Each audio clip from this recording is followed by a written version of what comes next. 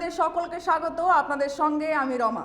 দুর্গাপুরের লাউদোহায় বিজেপি 50 সদস্যের স্বামী বিকাশ লাহাকে বেধড়ক মারধর করার অভিযোগ উঠেছে তৃণমূল আশ্রিত দুষ্কৃতীদের বিরুদ্ধে। অভিযোগ, তাকে ধারালো অস্ত্রের দ্বারা তার চোখে আঘাত করা হয়েছে। গুরুতর জখম অবস্থায় তাকে দুর্গাপুর মহকুমা হাসপাতালে ভর্তি করা হয়েছে।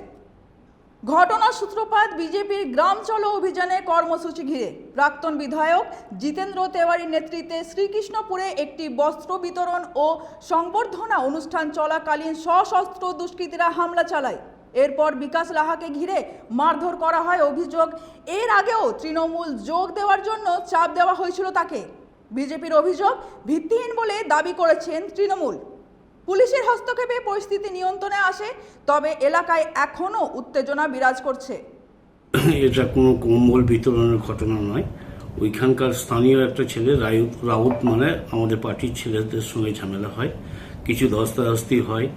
এর ফলে আজকে বিজেপি যেটা বলে বেড়াচ্ছে যে তৃণমূলের গুন্ডা বাহিনী, বাইক বাহিনী এসে, সম্পূর্ণ ভিত্তিহীন, সম্পূর্ণ মিথ্যে কথা।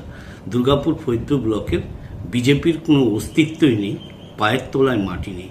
আজকের দিনের সামনে দাঁড়িয়ে বিভিন্ন উদ্ভ্রান্ত করার জন্য বিজেপি এটা করছে।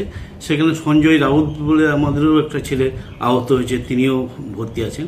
কিছু তৃণমূলের ছেলে যারা তারা ওটাকে বানচাল করার জন্য, অনুষ্ঠানটাকে ভাঙচুর করার জন্য মানে এইসব মারধর এসব করে আর কি। আপনাকে কী দিয়ে মারলেন?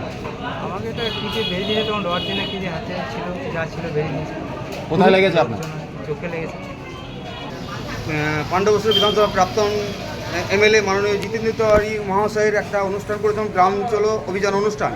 সেই অনুষ্ঠানে আমরা কিছু গরিব পরিবারকে তিরপলে দেওয়ার ব্যবস্থা করেছিলাম এবং এই বছর যারা মাধ্যমিক উচ্চ মাধ্যমিক পরীক্ষায় পাস করেছেন তাদেরকে আমরা ডিকশনারি দেওয়ার ব্যবস্থা করেছিলাম। কিন্তু সেই অনুষ্ঠানটাকে তৃণমূলের গুন্ডা বাহিনী এবং বাইক, অনেক 50-60টা বাইক এবং তাদের সঙ্গে অনেক লোক লাঠি সোঁটা এবং তাদের ধারালো অস্ত্র নিয়ে আমাদের অনুষ্ঠানটাকে নষ্ট করার চেষ্টা করে। কিন্তু আমাদের বিজেপি কর্মীরা আমরা হেলে যাইনি, আমরা তাদের সঙ্গে মোকাবেলা করেছি এবং তারা এখান থেকে চলে যাওয়ার পরে আমাদের গ্রামে যারা যে সকল তৃণমূলের গুন্ডারা আছে তারপর এসে আমাদেরকে সুযোগ বুঝে আমাদের উপরে আক্রমণ করে আমাদের গ্রামের পঞ্চায়েতের বিজেপির পঞ্চায়েতের মেম্বারের স্বামীকে ধারালো অস্ত্র দিয়ে চোখে আঘাত করে। Bureau report, 99 news Bangla.